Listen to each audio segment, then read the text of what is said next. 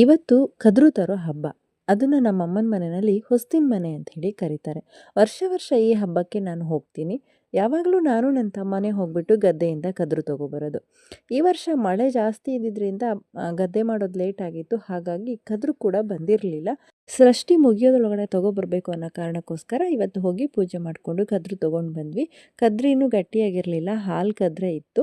So ಪೂಜೆ ಮಾಡಿಬಿಟ್ಟು ಮನೇಲಿರುವಂಥ ಹಳೆ ಭತ್ತ, ಹಳೆ ಅಕ್ಕಿಯನ್ನು ತೊಗೊಂಡೋಗಿರ್ತೀವಿ. ಅದನ್ನೆಲ್ಲ ಗದ್ದೆಗೆ ಬೀರ್ತಾ ಹಳೆ ಭತ್ತ ಕೊಡ್ತೀವಿ, ಹೊಸ ಭತ್ತ ಕೊಡು ಅಂತ ಹೇಳಿ ಪೂಜೆಯನ್ನು ಮಾಡಬೇಕು.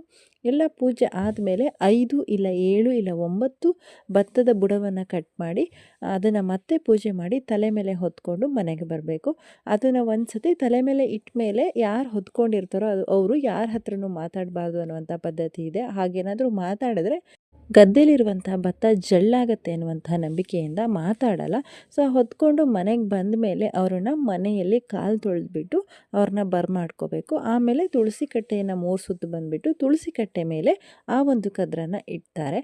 ನಂತರ ಮನೆಯಲ್ಲಿ ಹಬ್ಬದ ಅಡುಗೆ ಮಾಡಿ ಎಡೆಯನ್ನು ಹಾಕಿ ಪೂಜೆ ಎಲ್ಲ ಮಾಡಾದಮೇಲೆ ಈ ಒಂದು ಕದ್ರನ್ನ ತೊಗೊಂಡು ಹೋಗ್ಬಿಟ್ಟು ಮನೆಯ ಬಾಗಿಲಿಗೆ ಕಟ್ಟಿ ಮತ್ತು ಉಳಿದಿರುವಂಥ ಎಲ್ಲ ಕದ್ರನ್ನ ತೊಗೊಂಡೋಗಿ ಮನೆಯ ಬೆಂಕಿಯಲ್ಲಿ ಕಟ್ಟಿಡ್ತೀವಿ. ಸೊ ಈ ಒಂದು ಪದ್ಧತಿ ಹಳ್ಳಿಯಲ್ಲಿ ನಡ್ಕೊಂಡು ಬಂದಿದೆ.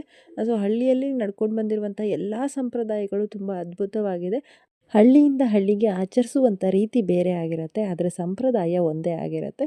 ಸೊ ಯಾರೆಲ್ಲ ಈ ಒಂದು ಹಬ್ಬವನ್ನು ಆಚರಿಸ್ತೀರಾ, ನೀವು ಕೂಡ ಹೀಗೆ ಮಾಡ್ತೀರಾ ಅಂತ ಹೇಳಿ ಕಮೆಂಟ್ ಬಾಕ್ಸಲ್ಲಿ ಕಮೆಂಟ್ ಮಾಡಿಸಿ.